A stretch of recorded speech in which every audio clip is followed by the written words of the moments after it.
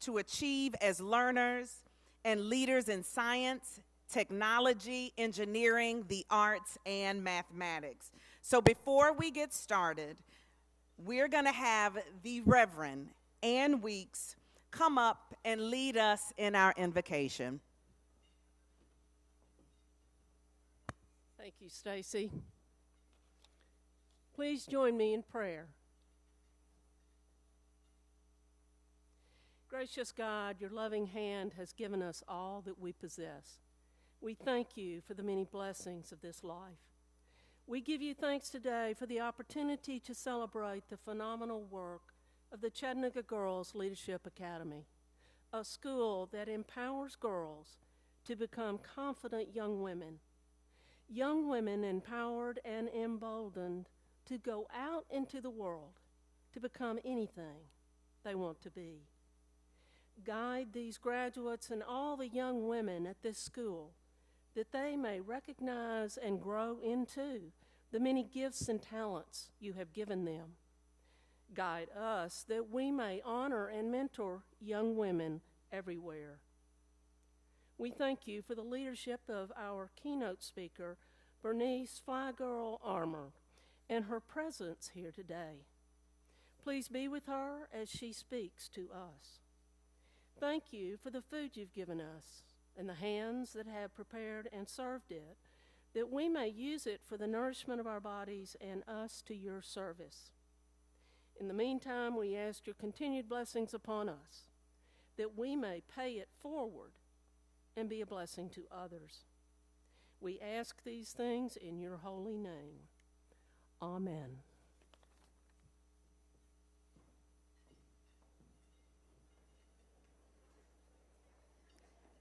Thank you so much, Reverend Weeks, for your beautiful words as we prepare to celebrate CGLA today. As you all quietly come in and find your seats, we will continue with the program.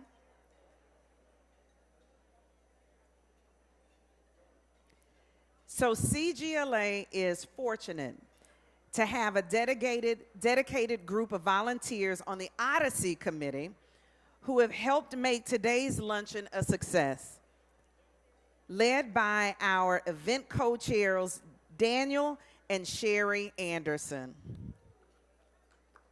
You all can clap.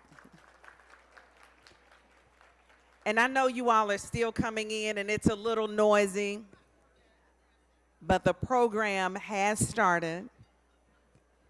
So we will ask that you limit your conversations so we can continue with the program. So you'll be hearing from Daniel and Sherry a little later on, who have been huge supporters and advocates of CGLA, and they are critical to the success of the event today. So we really do thank you, Sherry and Daniel.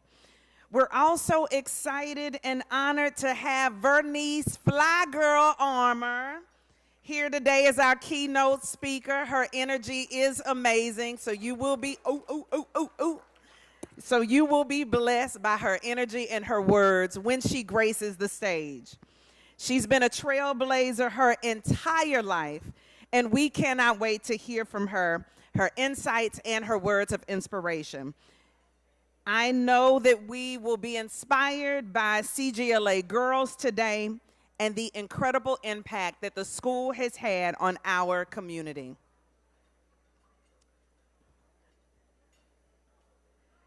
As you all continue to lower your voices to the lowest form it can go, the lowest form meaning silence, because the program has started, that would be amazing. So in the speeches that you will hear today from the CGLA girls who are award finalists, you all will understand how truly special CGLA is and how it is a place that empowers every girl to become the architect of her future. CGLA's young women are serious about their education and the future that's ahead of them. And they are extremely lucky to have the support from staff, faculty, community partners, mentors, and each other. So at this moment, I'd like to recognize some of those important sponsors in the audience today. CGLA is thankful for the continuing support of our elected officials and our special guests. So at this time, we're going to recognize those elected officials in the House today, and we would ask that you stand. Chattanooga Mayor Tim Kelly's staff members, if you're in the audience, please stand. Hamilton County Mayor Weston Wamp's staffers, please stand. Judge Alec McVeigh, General Sessions Court. Steve Smith, Public Defender, and his staff. And if there are any other elected officials who I may have missed, if you could, please stand at this time to be recognized. Thank you all for joining us in this special occasion. Thank you. The CGLA board is instrumental to CGLA's success. And at this time, we're going to ask the CGLA Board of Directors to please stand and be recognized.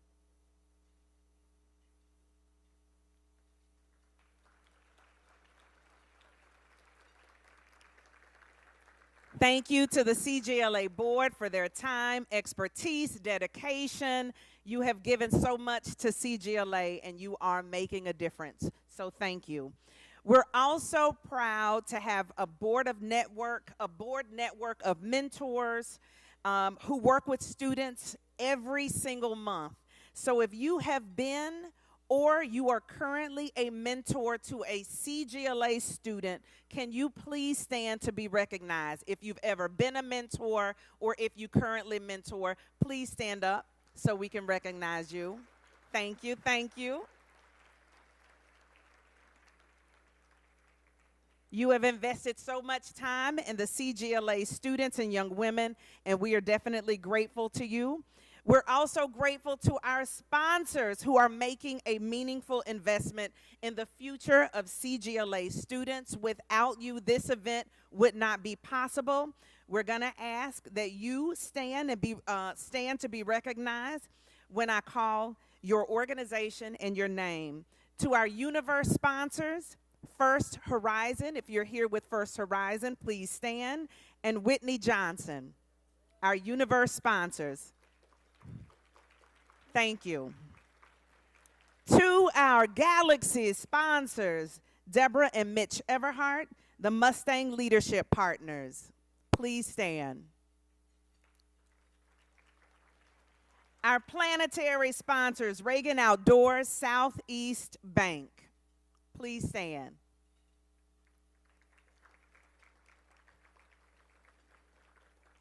And to our solar sponsors, for the sake of time, we're going to ask you to raise your hand because there is a long list.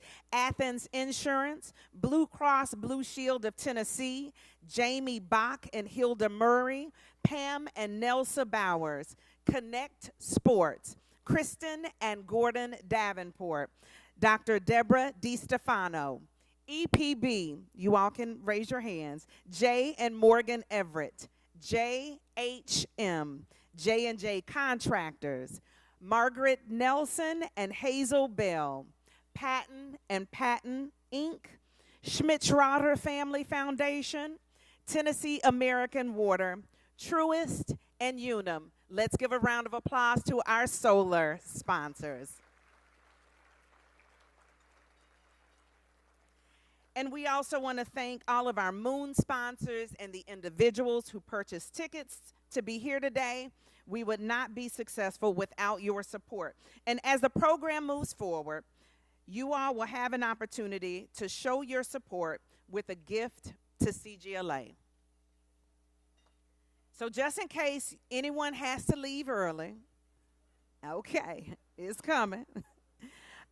We are making it easy we're going to make it easy for you all to give this year. So the centerpiece at your table has a text to give number if you would like to support and make your contribution right now. So you can just text Odyssey 24 to 243-725. You can text Odyssey 24 to the number 243-725, and you will be able to make your gift from your phone right now. So at this time, we are going to go to a video introduction. Enjoy. Embodying Chattanooga's culture of rapid revitalization, there's one institution that shines for its adaptation and addressing the needs of students from historically underserved communities.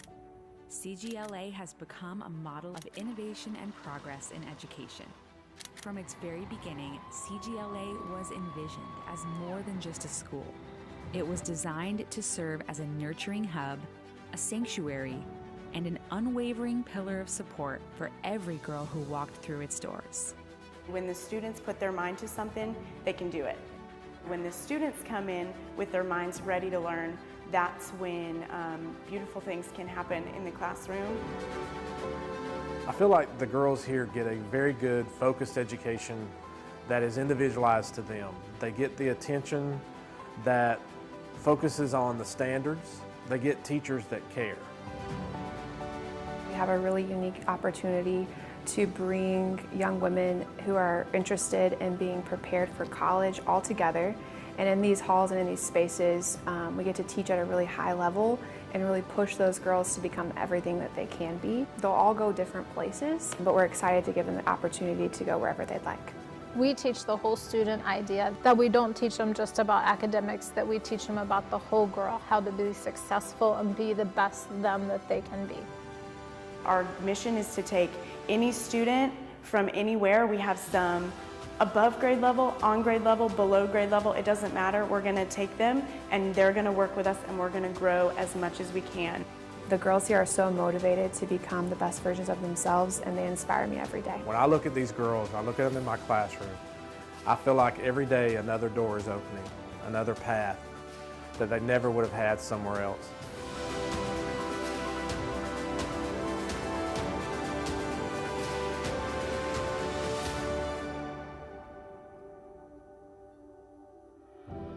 We've come a long way, but the truth is, there's still so much further that we can go. If not us, then who? If not now, then when?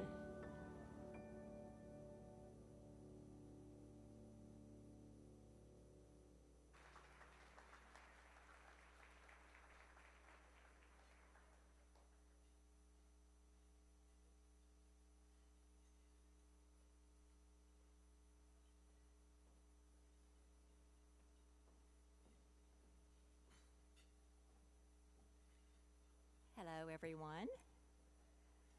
I am Sue Ann Wells, and I am honored to present the Founders Leadership Award. But first, I want to personally thank our co-chairs this year, the husband-wife team, Daniel and Sherry Anderson.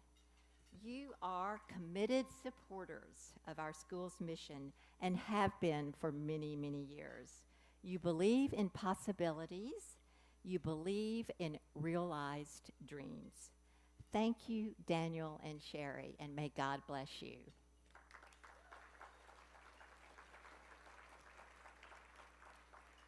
Now for the award. The Founders Leadership Award was established to commemorate the vision and dedication of the founders of CGLA.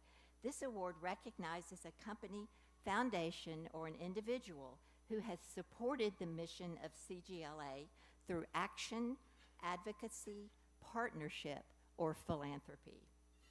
Thank you to artist Isaac Duncan for creating the Founders Leadership Award, an amazing work of art. This year, our selection committee was unanimous in our decision to recognize one of CGLA's steadfast supporters and advocates, a person who helped shape CGLA into what it is today and continues to dedicate his time and energy to the success of the school, Gordon Davenport. Gordon is an outstanding CGLA board member who exemplifies all that the mission of the school and the responsibilities of this award.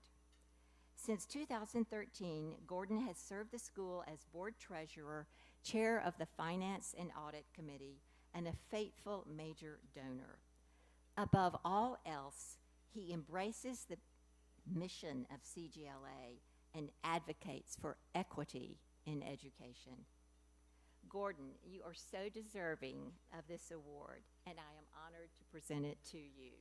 Thank you for all you do for CGLA, and most importantly, for the girls whose lives have been and continue to be transformed by CGLA, thanks to your support and dedication. Thank you, Gordon.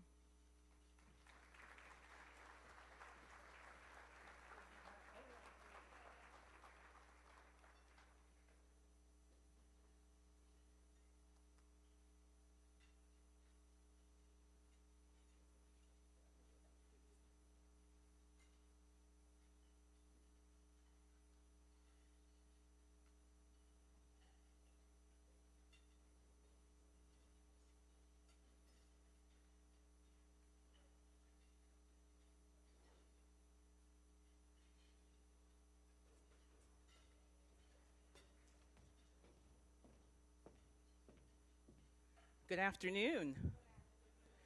All right, see, bring that life.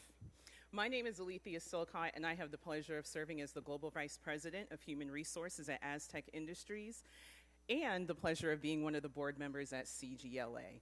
When I tell you that I am beyond thrilled and overjoyed to be here to present the Rising Star and Shining Star Awards, words cannot explain. I have built my life around igniting hidden potential so they can achieve greatness. And I think that you all would agree that this room is filled with potential, just bursting and ready to achieve greatness. So with that, the Rising Star and Shining Star Awards recognizes CGLA middle school and high school students who show academic success in all of their areas of study, and they demonstrate leadership every day at CGLA. There were a lot of phenomenal applications. I don't know how y'all decided on who was going to win, because I'm impressed by these girls every day. And I see some of my mentees in the back. I hope you all are using your etiquette training. Napkins in lap, cross-cutting. I'll be around checking afterwards. But there were so many phenomenal applicants. I'm not sure how they decided, but the job had to be done. So we have our finalists here today, and they're going to share with you their stories. So at this time, I would like to hear, and for you all to hear, from our Rising Star Award finalists, Leslie Chalice Mendoza. Please give her a round of applause. And Juana Soon Lopez. They are both in the 8th grade, and these two young women have such bright futures. Y'all call me when you need a job, you hear? Okay, I'll be happy to hire you. But please, they will be sharing with you their stories, and I know that you all will give them all of your undivided attention as they so deserve.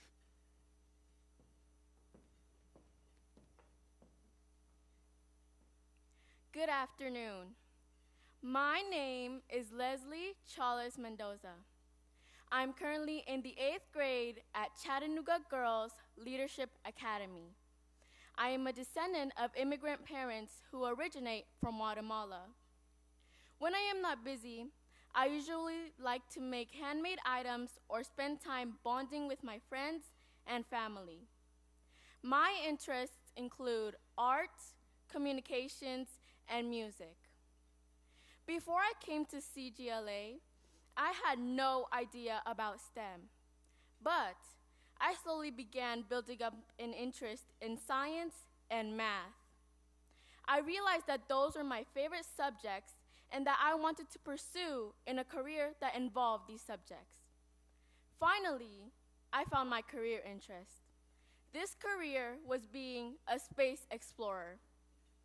My goal is to receive scholarships, and once I graduate from high school, I plan on attending college. Colleges such as the University of California, Harvard, University of Florida, or Princeton University, which would allow me to concentrate on my major, astronomy. I would like to major in astronomy because it catches my eye and I want to learn more about celestial objects. As a young woman attempting to conquer my dream of becoming an astronomer, life will throw lots of challenges and hardships my way. But I won't give up until I reach my goal. There have been many women in the astronomy field that have made history. They have shown that anything is possible when you push through.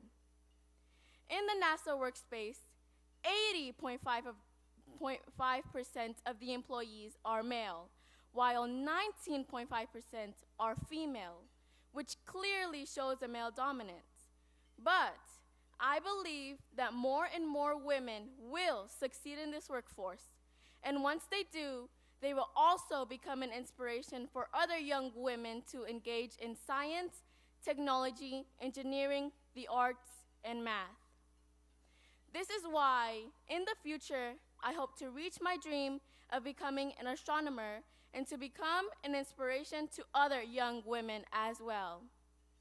Like Vincent van Gogh once said, "For my part, I know nothing with any certainty, but the sight of the stars makes me dream."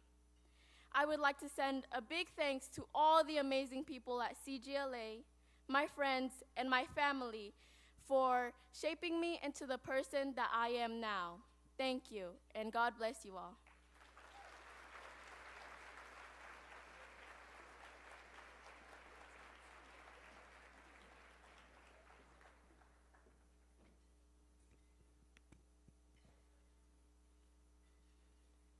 Good afternoon. My name is Juana Tune Lopez, and I am in the 8th grade attending Chattanooga Girls Leadership Academy. When I first came to CGLA in the 6th grade, I felt a sense of fear because I was new at this school and I did not know anyone. Since I have been here, I've been able to express myself more and have a voice in every conversation. My leadership characteristics have helped me stand up for myself, get more ideas from my peers around me, and enabled me to become more involved in class. Thanks to all that, I've been able to learn well and achieve good grades. My favorite CGLA subjects are math and science. Studying science has helped me develop an interest about our Earth, and I realize there is so much more to learn about the Earth. We don't have time for details for today. But trust me, when I graduate, I would like to go to UCLA or the Arts Institute with the hopes of getting a bachelor's degree in a STEM-related field of photography. I want to inspire others around me by capturing the beauty of the environment and assisting scientific researchers in better understanding the environment through photography. An interesting fact, women account for half of all working photographers. However, only 15.2 are Hispanic. I intend to increase that number and can vouch for ideas without being stopped from sharing my work to the outside world. Even in photography, gender bias and inequality are still apparent. Women on average earn 40% less than their male peers. One day, I will be recognized and celebrated for my work. That means equal pay. I would like to thank my parents for supporting me with my interest in photography by purchasing a camera and offering advice on how to use it. Thank you.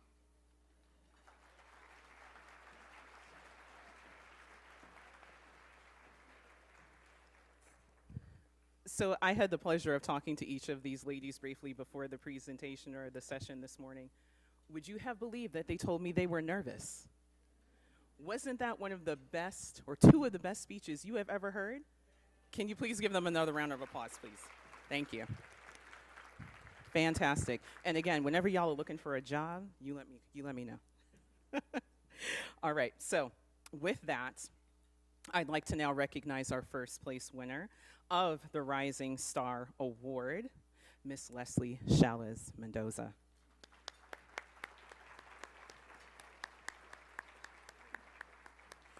I think that you would agree. These two ladies have two amazing futures ahead. I heard that we have an astronomist or an astronomer who is going to be among the stars very soon, and a photographer too as well. Two fantastic ladies. Thank you.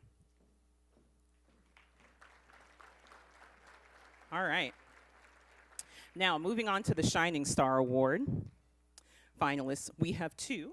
They are 10th graders, Cameron Caldwell and Sabraya Stallion. If you come to the stage, please. And my apologies. Cameron is a 10th grader, and Sabraya is a 12th grader.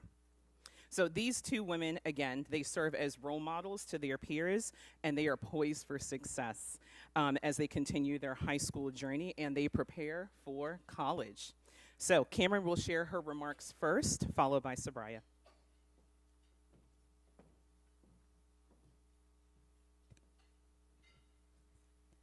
First, I want to thank everyone for attending.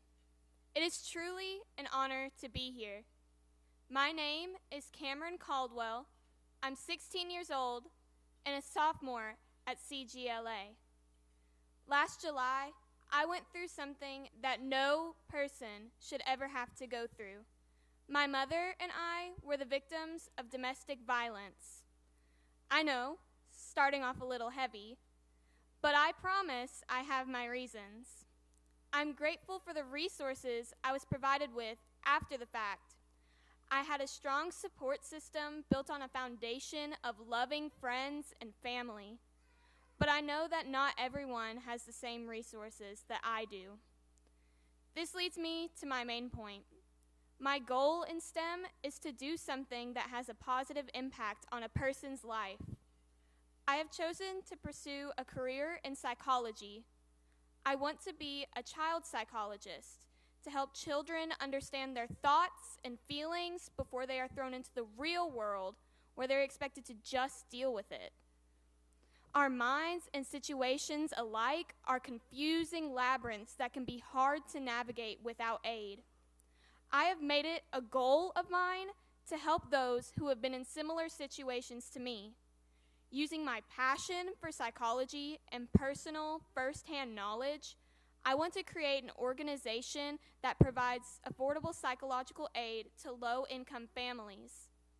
I hope to create a community where people feel safe and are not afraid to talk about their struggles. Nobody, especially no child, should have to go through this alone, and I plan to do my part through prevention.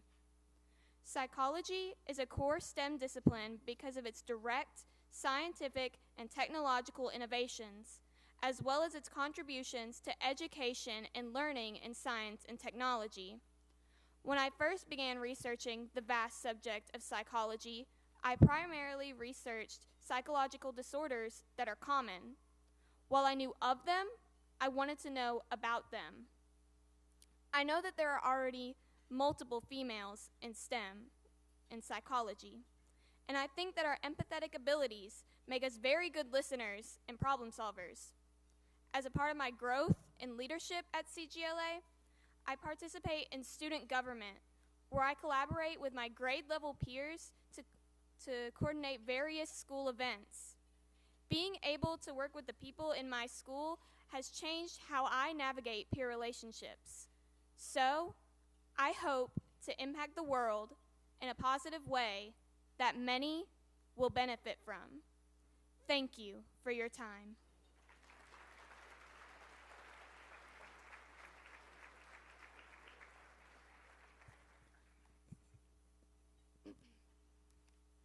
Ask someone to list 5 well-known female scientists.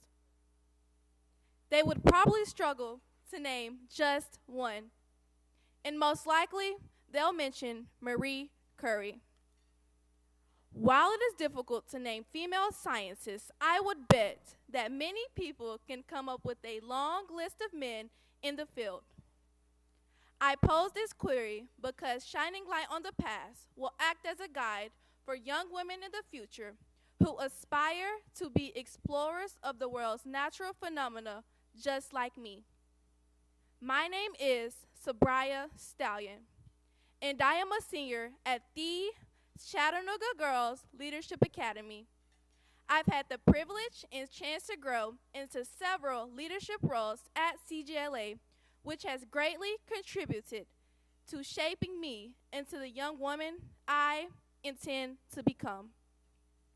While at CGLA, I've studied a variety of strong female role models such as Gertie, Theresa, Corey, the first female recipient of the Nobel Prize in Physiology and/or Medicine, and Marie Maynard Daly, the first African American woman to receive a doctorate of chemistry in the United States of America. I've always loved science and problem solving, but the thing is, I never realized that I could make a career out of it. Now I know that I can and I will. The achievement of women making strides in science, technology, engineering, and math has made such an inspirational impact that I am motivated to work towards a professional STEM degree in biology with a focus on biomedical sciences. With this degree, I hope to increase my knowledge and pursue a career as a doctor. Why? Specifically, to support and give back to low-income and impoverished communities. In this role, I can assist individuals as they overcome significant obstacles and succeed in living long, healthy lives. Being a young African American woman has many challenges, and that should not be. Thankfully, there are tenacious women in today's society who have not only motivated me to persevere, but also serve as living examples of how it is possible to be the unexpected, believe the unbelievable, and achieve beyond the sometimes unimaginable. Thank you.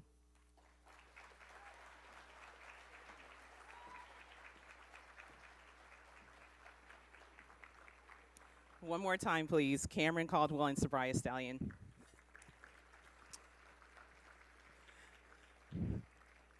So I think I've changed my mind. I can't afford y'all. I mean, we have a biomedical scientist and a psychologist. My goodness. I think you all would agree that perhaps you are equally as inspired by these young women as I have been. So with that, thank you, ladies, for those wonderful speeches. And I would like to announce the first place winner of the Shining Star Award, Miss Sabria Stallion. Congratulations.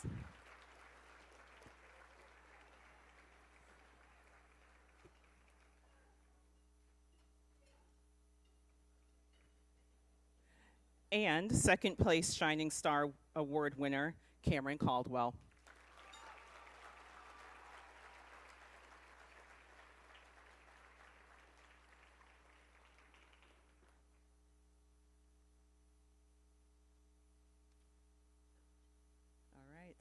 All right, thank you, ladies and gentlemen, and hopefully you all will see these ladies go on to do amazing things, as I know that they will, igniting hidden potential. Thank you.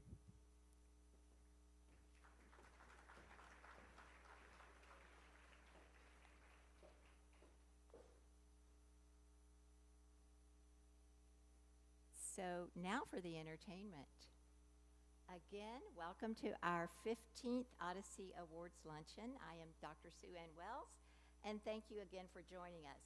There are so many supporters, and I'm thrilled to see you all today who, like us at CGLA, recognize the promise of a single-gender STEM school in our community, a school that inspires hope in every student, hope of escaping that feeling of being in prison, being stuck in the mire of poverty, a feeling that there's no way out, a feeling that failure is their only option. The good news is that we know that these students can and will transition into a world of endless possibility. They will realize their dreams. They will resist a system that unfairly determines their future. They will shout, "Why not me?" Once you hear our friend Wintley Phipps and the CGLA choir, directed by the lovely Sarah Pearson, perform "Why Not Me," you will understand the frustrations of our fight against injustice. You will hear our message of truth. Wintley Phipps is an education activist born in Trinidad and raised in Montreal. He has many degrees, a Bachelor of Arts in Theology, a Master's of Divinity degree, several honorary degrees, but most significant is the fact that he is a world-renowned vocal artist and pastor. For many years, he and his wife Linda have traveled the world delivering messages of how God loves them, messages of hope and revival.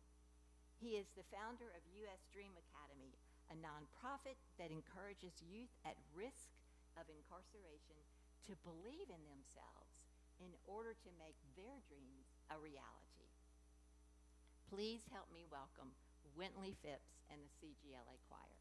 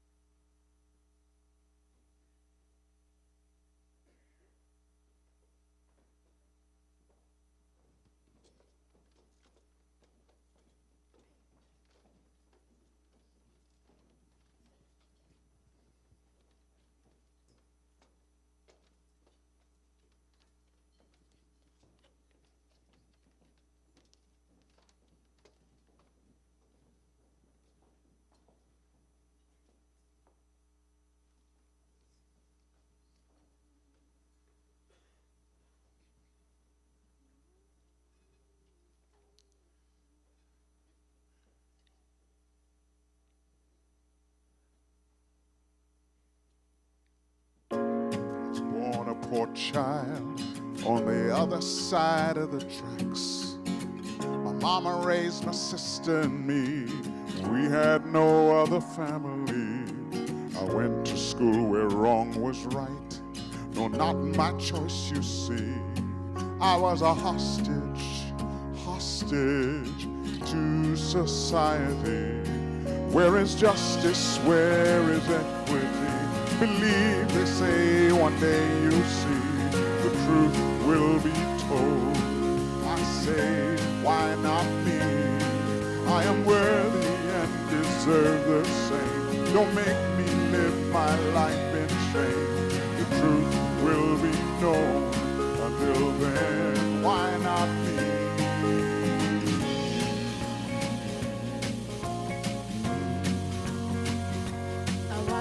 Girl across the street through a glass so darkened, on her way to parts unknown.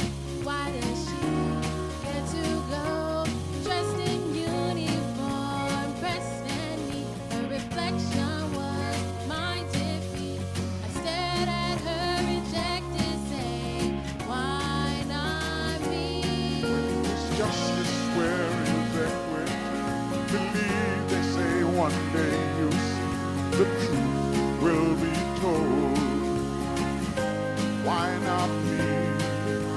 Worthy and deserve the same. Don't make me live my life in shame. The truth will be known. Until then, why not me?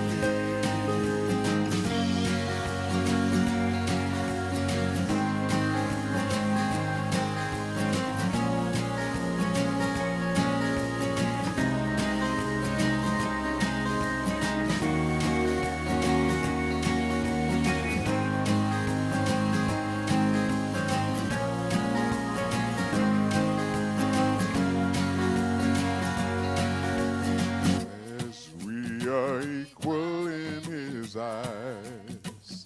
Then why not me, Lord? Why not me? God says we are equal in his eyes. Then why not me, Lord? Why not me?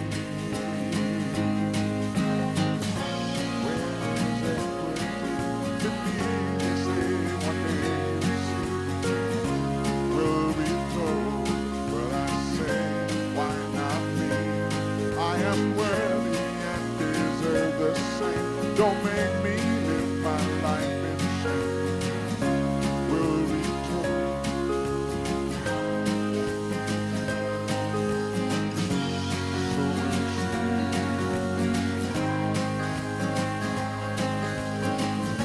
So will she.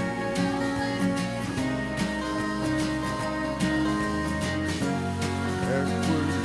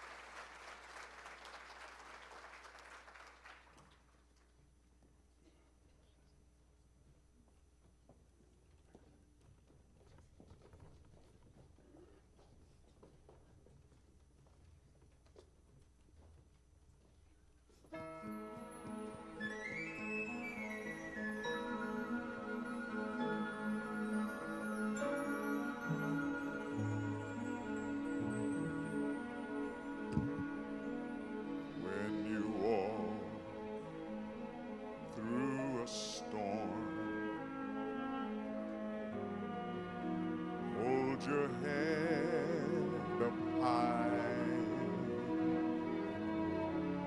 and don't be afraid of the dark. At the end of a storm is a golden sky and the sweet silver song of a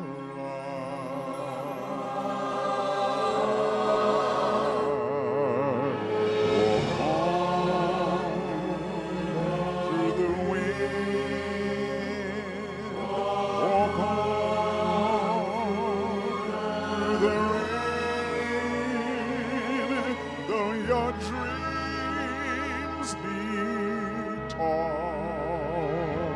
and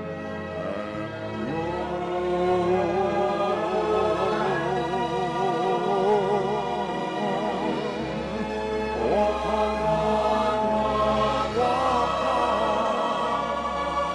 with hope in your heart, and you'll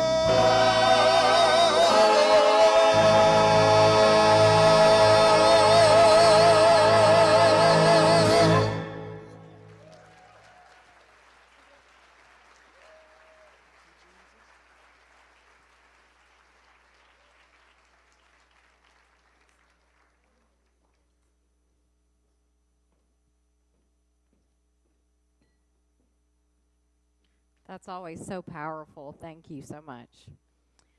My name is Sherry Anderson, and this is my husband, Daniel, and we are the co-chairs this year and honored to be a part of the fundraising efforts today. And to just tell you a little bit of why CGLA is so important to us. But we are humbled by the incredible turnout today, and thank you so much for all the generosity that you donors come back every year and give, and we just appreciate that so much. So CGLA is important to Daniel and myself, but in our own unique ways. I'm a CPA with JHM CPA firm, and I'm an external auditor for many nonprofits. The CGLA has always touched my heart. I have been with CGLA since the doors first opened when they were in the College Hill over in the west side of Chattanooga. And I've seen CGLA go through many, many rough times, but only to persevere into what it is today. And Elaine and Sue Ann, I can testify to your true dedication and perseverance that's made it what it is today. So I just want to give them a hand.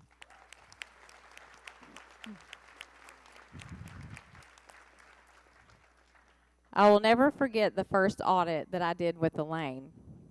She hit the ground running. And you better believe there was not going to be an audit finding on her watch. She made sure all the rules were followed and every penny was accounted for.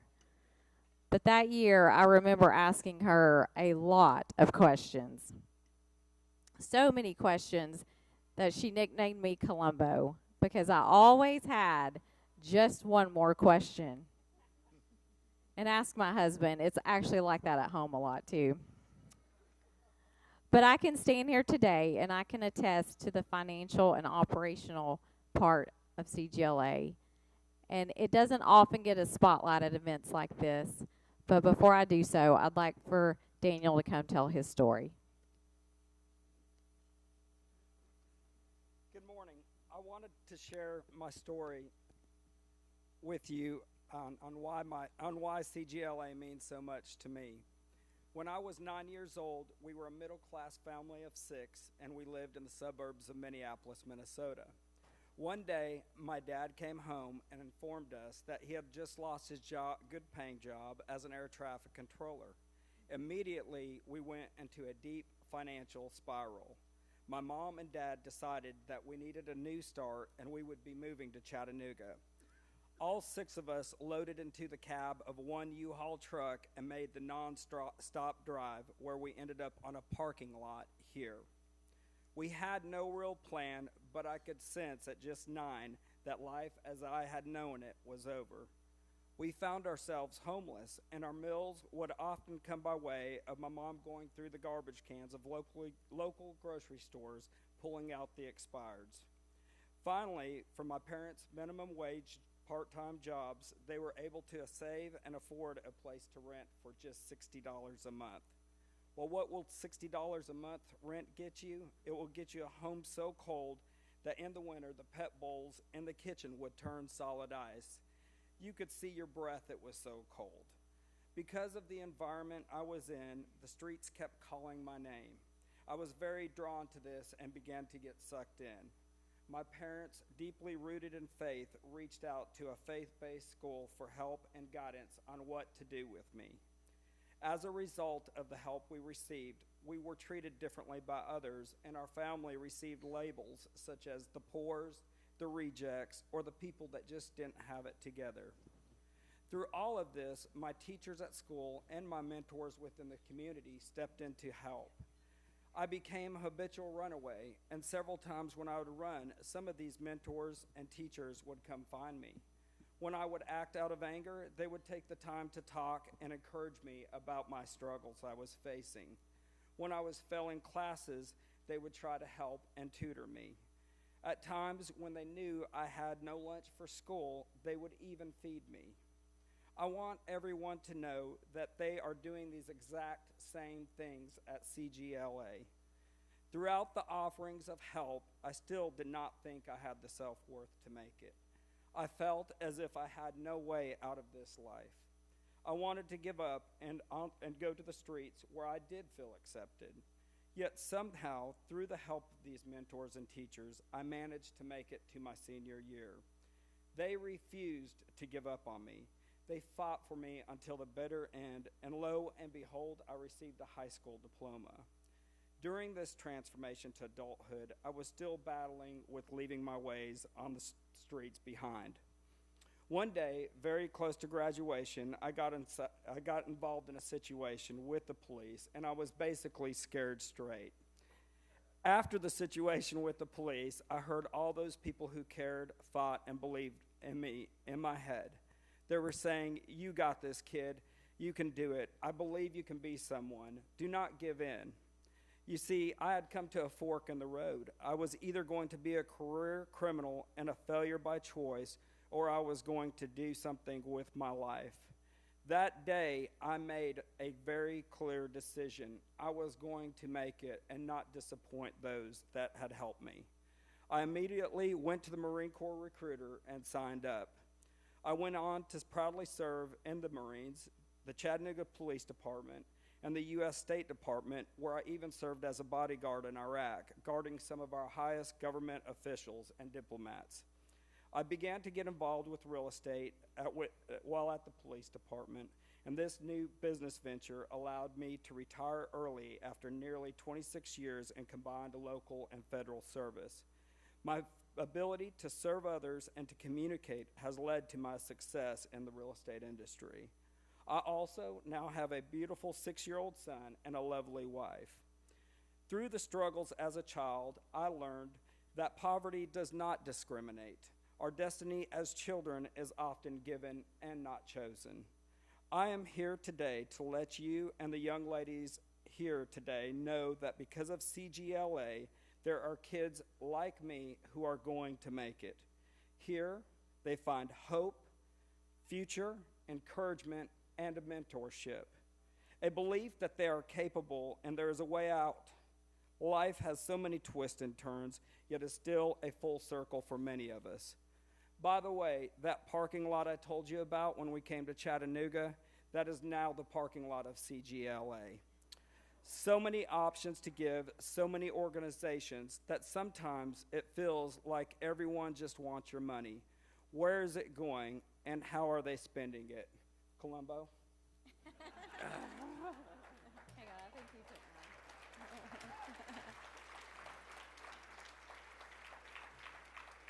Where did my speech go? Hang on, I lost my paper. I don't know where it is. Anyway, I think I've got it memorized, so we'll keep going. So where does your money go when you donate to CGLA? So 80% goes to these teachers, to the actual girls who are receiving the highest education with the STEAM-based model of curriculum. It goes to college prep. It goes to programs that not only help with these girls' minds, but their confidence as well. 18% goes to fund the teachers that are so dedicated. It goes to fund the support staff, the financial staff, who actually go above and beyond their normal job responsibilities. And most of the staff actually mentor these girls above and beyond what they normally do during their day. And then approximately 2% goes to fundraising to help fund the mission to change the trajectory of these girls' lives and the lives of their children. So we're not only here to just raise money for the school, but we're here to raise money for opportunities and for a brighter future for these girls. So, Elaine, I'm going to be a Columbo here, and I'm going to ask just one more question, and that is, will you donate today? If there's so much that we could do if we donated today, and I'm also going to be a nerdy accountant and throw a math problem out here.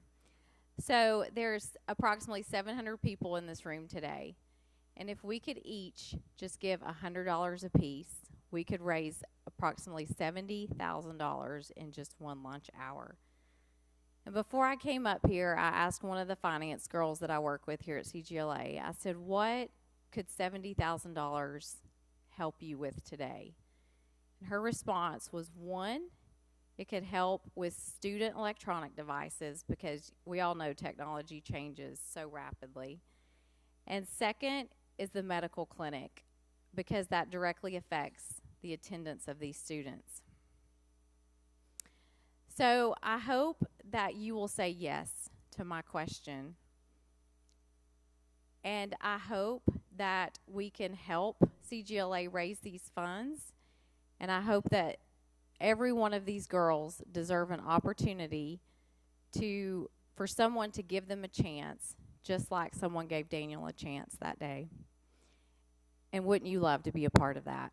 Thank you.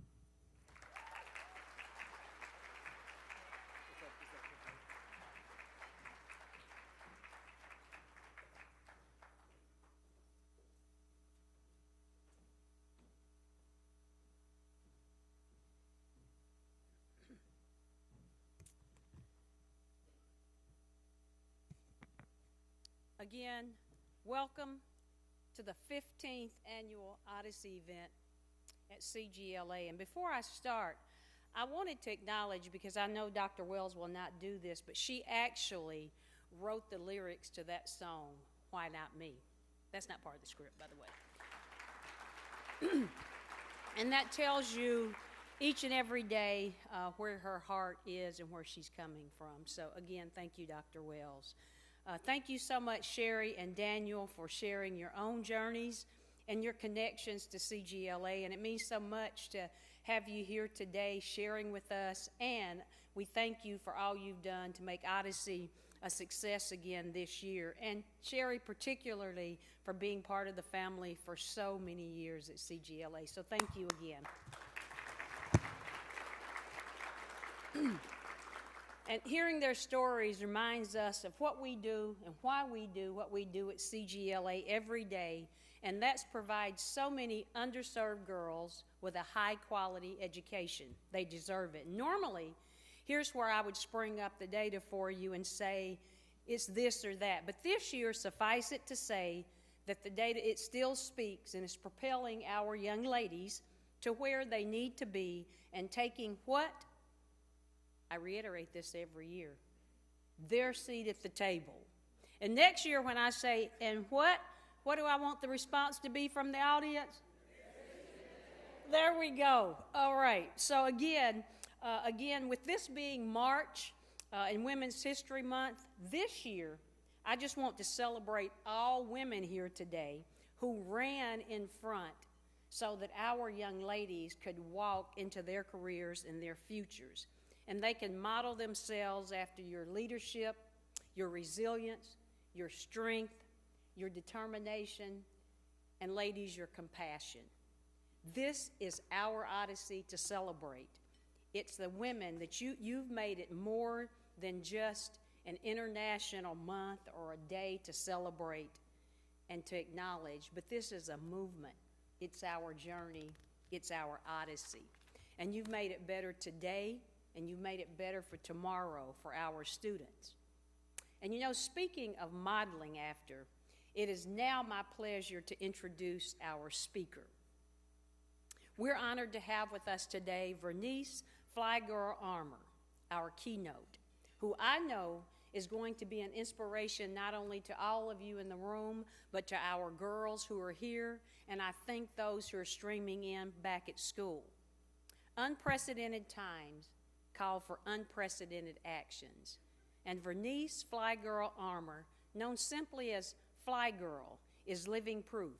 And she's here today to share her insights and the simple steps of making gutsy moves and meeting the toughest challenges and goals head on. A gutsy trailblazer, her impressive resume includes being a former police officer, soldier, U.S. Marine, and America's first female black combat pilot. FlyGirl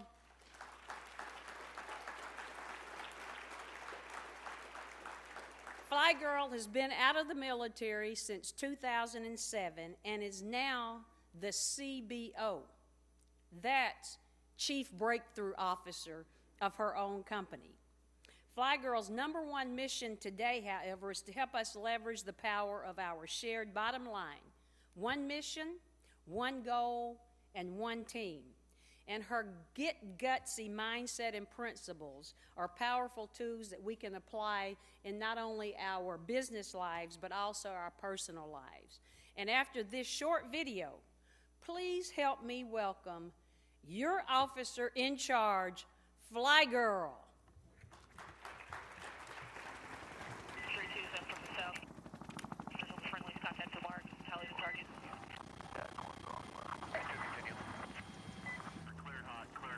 Vernice, a FlyGirl Armour, who is a former Marine, a former Tempe police officer, and an author. Vernice, FlyGirl Armour. Vernice Armour, or FlyGirl as she goes by. Captain Vernice Armour was making history as a combat pilot in Iraq. She's the nation's first female African-American combat pilot and has become a sought-after motivational speaker. Armour is used to breaking barriers and challenging the status quo. Turns her passion for progress into motivational speaking, teaching crowds across the nation how to overcome their challenges. Woo! All right. CGLA coming in from the back, baby. What? Come on, give me five. Get it up. Don't be all shy. Hey, coming through. Oh, look, pump that music up just a little bit if we can. Yes. All right, could you all hear what the song was? Were you able to hear it? Okay, play just like 5 seconds. The one you just played.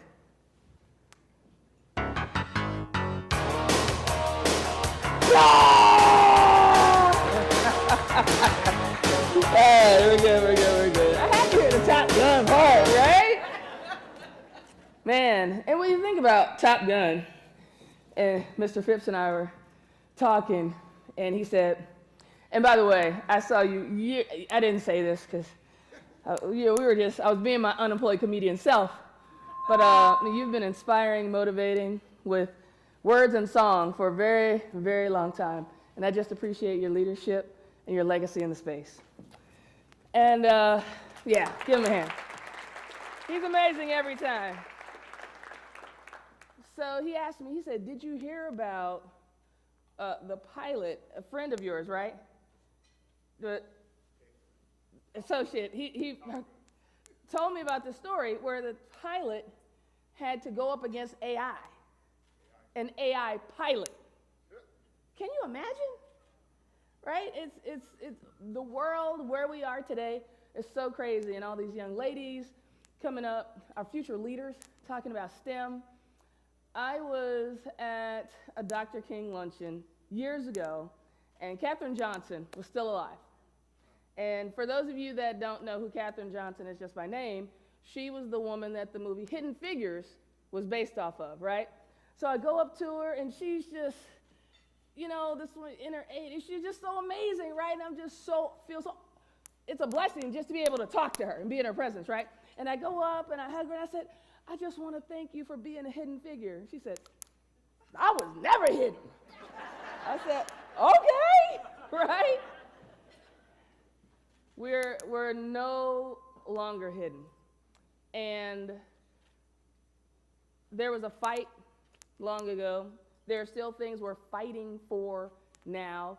And today the climate is crazier than ever, whether it's COVID or recession, inflation, banking crisis, war, not just the one I fought in 20 years ago that's still going on, but now Ukraine, Palestine, Gaza. I mean, it's crazy. Would you not agree? And honestly, it reminds me of combat. Whether things were always changing, things were always in transition. Whether it was the enemy was shifting, the mission was shifting, the objective area where we were going was shifting, the weather, which determined what we could load up on the aircraft with missiles, because some you couldn't have cloud cover, was shifting. Whether we had planned for a mission for a couple hours, a couple days, or a couple months, like a huge bin Laden mission, by the time we walked out to the aircraft, the plan had already shifted. This one particular mission, we'd been out for a little over an hour, taking out a target that was known to have munitions in it, from landmines, rockets, bombs, mortars, C4, like all types of explosives that the enemy would use to create IEDs, improvised explosive devices, right?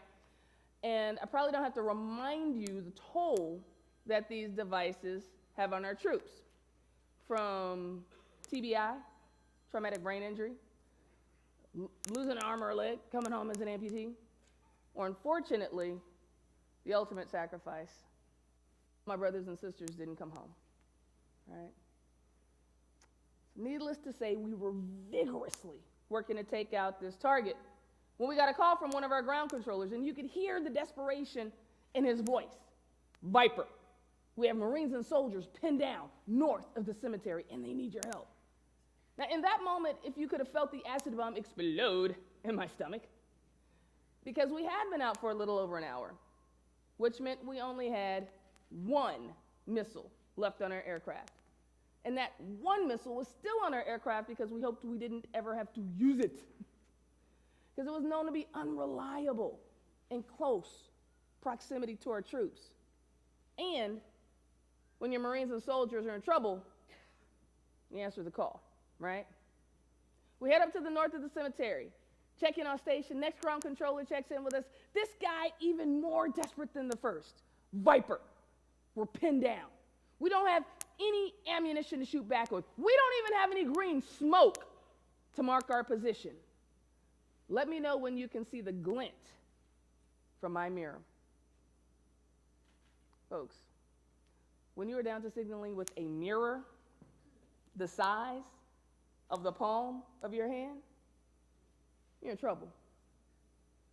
As I scan down into that cemetery looking for any sign of our friendly forces, a small glint come back. Contact, I said. I see you. Viper. Do you see that road in front of me running from east to west? Follow it to the west. You're going to see another road that runs north and south. Follow it to the south. You're going to see a building with a tower sticking out of it, with a blue dome at the top. Call when you are contact that building.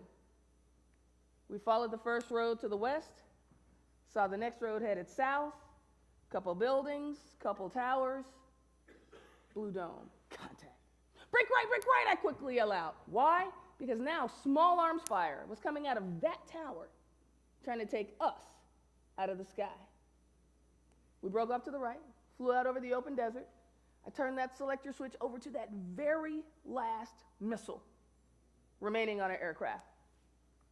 Pop up over the ridge. I am now searching, scanning for our target. Target in sight. Aircraft pops up, looking down on the target, finger on the trigger, waiting to come in range. But most importantly, waiting for that magical phrase. You have permission to engage. Because once we got that permission, we were cleared to shoot all the missiles, rockets, ammo that we had on the aircraft, right? And not just cleared, but cleared hot. And why were we cleared hot? Well, when missiles, rockets impact the target, they're on fire. They're incendiary. They are.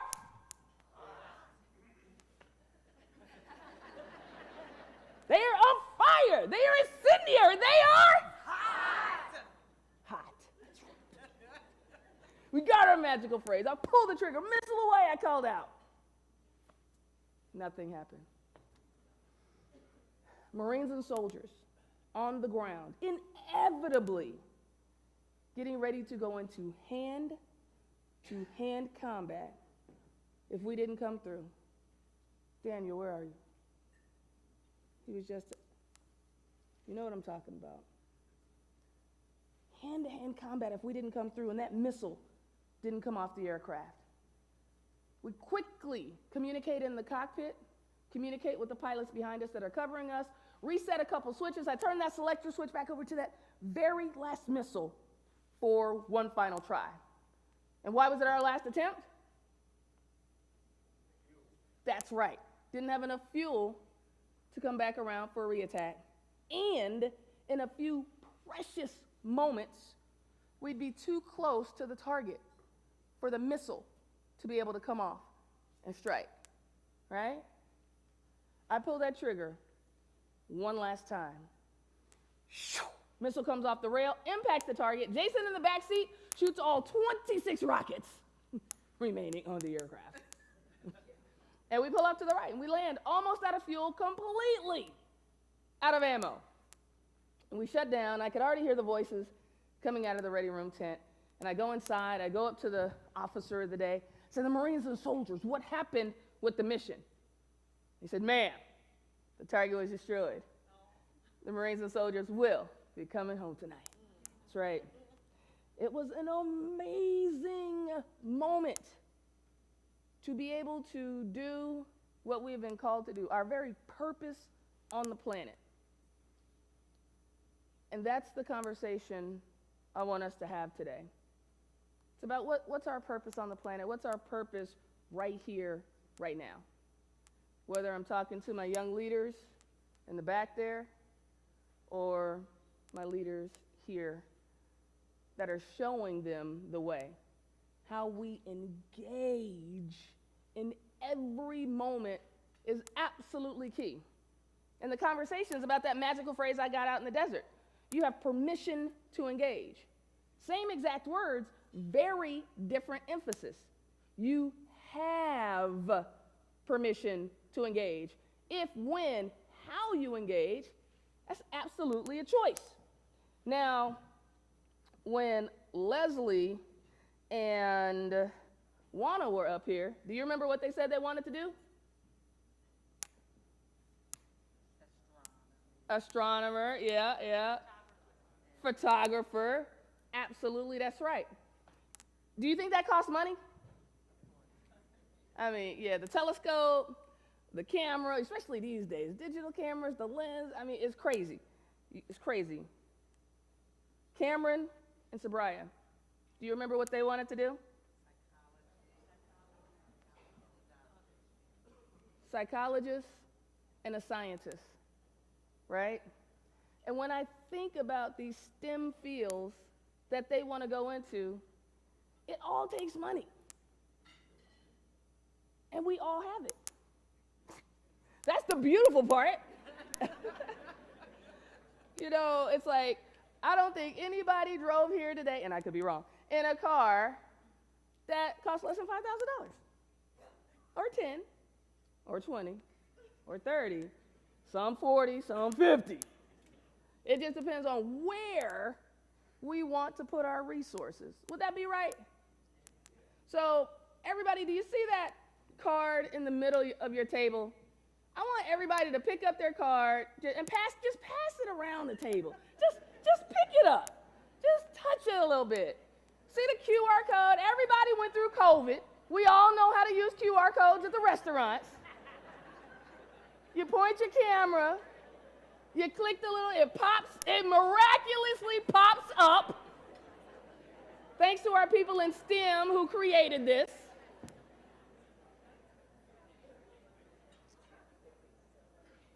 And I'm going to ask a couple of questions. And I'm kind of going off script here, but I don't ever have a script.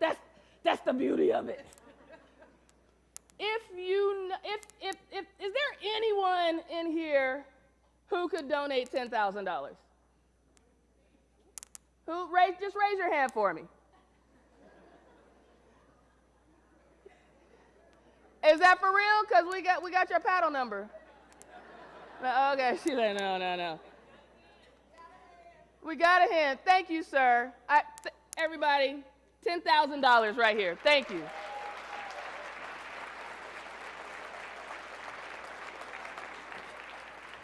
That's amazing. $5,000. $5,000. Did somebody say something back there? Who was that? I can. Who was that? Thank you. Thank you.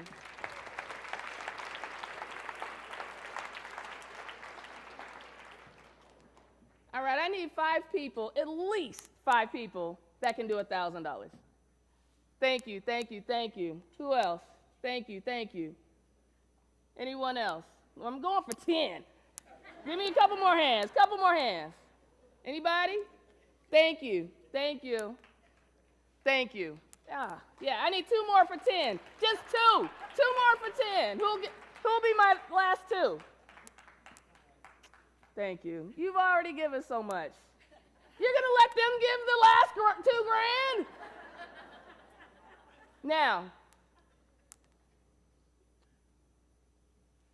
if you can give at least $20, I would like you to stand. Just stand up. Just stand up in your place. If you can give at least $20. Yes, this is called peer pressure.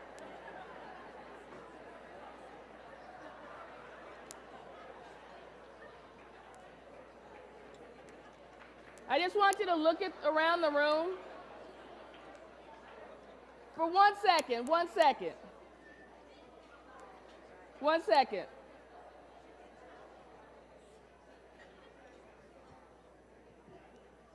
This is what it looks like for us to stand for what we believe in. This for me was not a fruitless exercise. This is what it's going to take to stand for what we believe in. Thank you. Go ahead and have a seat.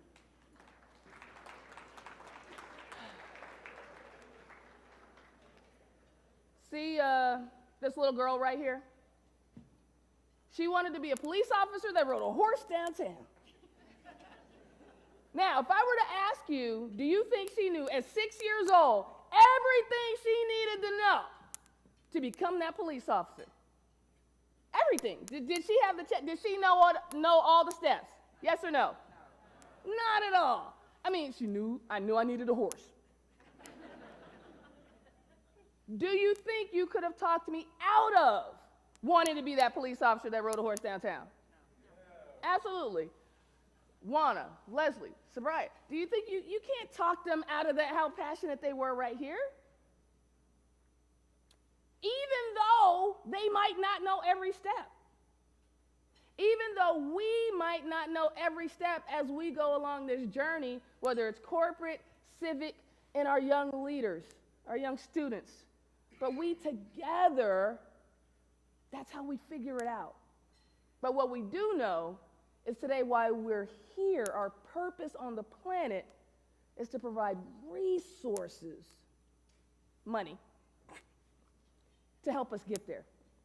Dr. King had an amazing saying. You don't have to see the entire staircase to take the first step. And today I'm asking us to take some small and in some cases larger steps. But it's the steps, us engaging in the steps that are going to get us there. When I wanted to be a pilot, actually it goes way back. I was in college. I ended up getting involved in the ROTC because they had a free trip to Mardi Gras. I mean, I didn't have any money to go to school. My parents didn't have any money. So I went to school on student loans and Pell Grants, right? So instead of a very unique situation called broke, and I saw the flyer on the wall, free trip to Mardi Gras. What? That is for me, and it fits the budget. Free. So I joined the team. It was amazing for rifle twirling. Went down to Nolens. 7 days of non-interrupted, continuous partying. Yeah, we marched for 7 days. There was no partying. But I learned that I could prepare for my passion, right? And I saw that in the military. So I enlisted in the Army, took a semester off, came back from training, made up all my classes, wanted to leverage that strategic advantage even more. So I joined ROTC as an actual cadet. Then during the summer, they sent me to Leadership Advanced Camp. I wanted to do anything where I could shoot a gun or blow something up. This was all about preparation. My young battle buddy, young white female, was on an aviation contract. I wanted nothing to do with aviation. So we looked at military police, artillery, sniper platoon, Delta Force, special forces. Everything women couldn't do because of combat exclusion laws back then. I think it was like 92, 93. And she said, Armour, can we please go to the aviation tent now? I was like, fine. Black people don't even fly. Now we know that's not true, right? Tuskegee Airmen, Bessie Coleman, the legacy is long and large. But folks, it is about access and exposure. Are we willing to give ourselves the access and exposure? Are we willing to give our young leaders the opportunity to the access and exposure, right? Walked across the field, walked into the tent. You know how it takes a second for your eyes to adjust? Looked in, saw a black woman in a flight suit. What? That is cool! Why didn't I think of that? Right, my battle buddy's like, I told you. But in that moment for me, it was the tangibility of the possibility. I could see her, touch her, talk to her, ask her questions. It was amazing. It literally blew my mind. One of our young folks, I think it was Leslie, said she wanted to be an astronomer. After getting out of the Marine Corps, wrote my book, I'd ended up becoming friends with Dr. Mae Jamison. I would also say she's a scientist, right? And she ended up writing the foreword to my book. And I'm literally standing on her shoulders. Woman of color in aerospace. First woman of color to go into space. When I talk about tangibility of possibility, if I can be that for my future leaders that are here in this room, and I hate saying the back of the room, that are in this room today, I want to be that. Because that woman, if we could put that slide back up one time. Now, obviously, that's me. But back then, when I walked in and I saw her, to this day, I don't remember her name, don't know who she was. She probably doesn't even know I exist. But because I saw her, because she was there, because she said yes, because she didn't quit, because she didn't give up, I saw her, and here I am with you, sharing this very same breath. Stand up and be counted, because you never know who's counting on you, right? And this is why we do what we do, folks. It's about the crew. This is my bud, Miska Cartwright. We're on the Syrian border. Her crew had come out to replace mine. And my crew is headed back to the main base in Good Chow. We'd been out there for a little over a month flying night missions. So I'm headed back to the main base. She's not. That's why I'm smiling bigger than she is. But she saved my butt on the battlefield and off more times than I could count. And actually, you could leave the slides up for a second. Just one of my breakthroughs. Oprah was amazing. I didn't wash that side of my face for like a month. Right? Access and exposure. This is a picture of a young lady receiving an award in STEM. It was one of my very first keynotes. And honestly, I think it was my very first keynote after I got out of the Marine Corps. I got out of the Marine Corps on June 1st, 2007, on a Friday. My boss did not let me off early, my colonel. I left at 4:30, drove straight to BWI. I lived in DC at the time. My bag was already packed. It was in my Jeep. Parked at the airport and caught a flight to Corpus Christi, Texas, where I presented for this group. Their name was Success, and she was getting her award in STEM. And I remember that was my very first paid event when I got out. It was a check for $500, and I remember my friend said, now don't cash this yet, right? And I think I turned around and I donated the check. But when I think about shoulders, my shoulders, the shoulders I'm standing on, and how we are preparing our shoulders for them so they can prepare their shoulders for the next generation, then it really hits my heart, because then I think about this little person. After years and years, decades of wanting a kid, but not doing it because of the police department, the military, deployment, starting my own business, I decided to go through IVF, right? Because how we engage in our life is the thing. And it's not just about the record year, it's also about the rewarding year. I went through IVF, and Fly Baby has now arrived, right? Yeah, she's so juicy, right? But I wanna end in a certain way. How much time do I have? I have like no time. I have negative time. So, if you're a student and you're in the back, if you want $20, come up to the stage. I'm serious. But only if you want $20, come up to the stage.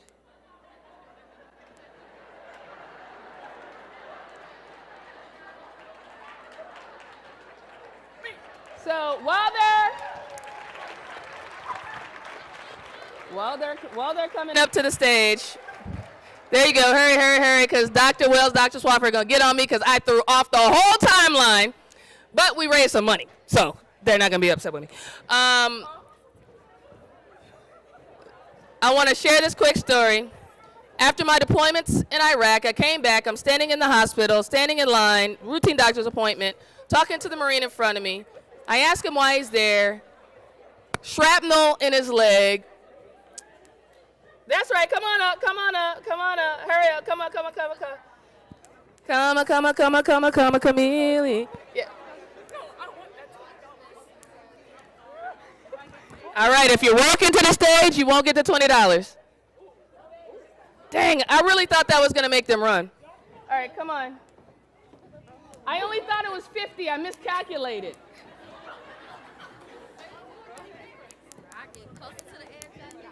There you go. Be safe. OSHA, be safe.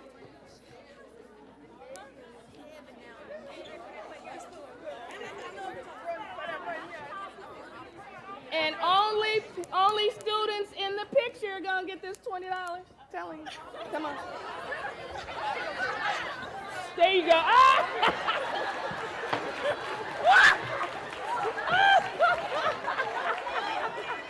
No, that was good. All right, real quick. And then we're gonna pose for a picture. Hold on a second. I'm standing in the hospital, in line, talking to the Marine, and I said, why are you here? He said, shrapnel in my left leg. I said, shrapnel, were you recently deployed? He said, yes, ma'am, Iraq, 11th MU. I was like, hey, I was on the 11th MU. I was your Cobra air support. He goes, oh, ma'am, you fly Cobras? I was in Iraq, we were pinned down, the Cobra came in, shot a missile. I said, whoa, wait a minute, that sounds like a mission I was on. Paired it up, same mission, same aircraft, same missile. And we started hooping and hollering, woo, yeah, all right. And we were not in the psych ward yet. And then he stopped and he stared at me. And he said, ma'am, you saved my life. I don't know what greatness you have inside of you. I don't know what you are destined to do, but know that it is amazing and great. And all the people right here are here to support you today. And how we are choosing to engage with you as we support how you go off into the world and hopefully save our planet and our people and our countries. Just know that we're dependent on you, and your purpose on the planet is great. So I'm going to send all of them a $20 bill inside of my book. I'm going to order a bunch of books and send all of you my book for you to have. This is $20. And I just want you to appreciate you for having courage to come up here today. I knew I had to bribe you, but I mean,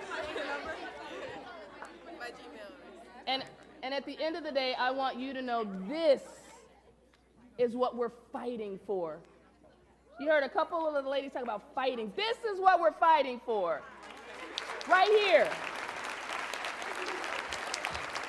All right, you ready for the picture?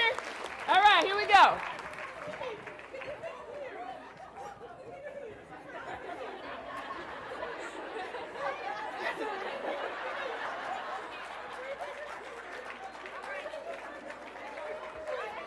All right. We're good. Oh.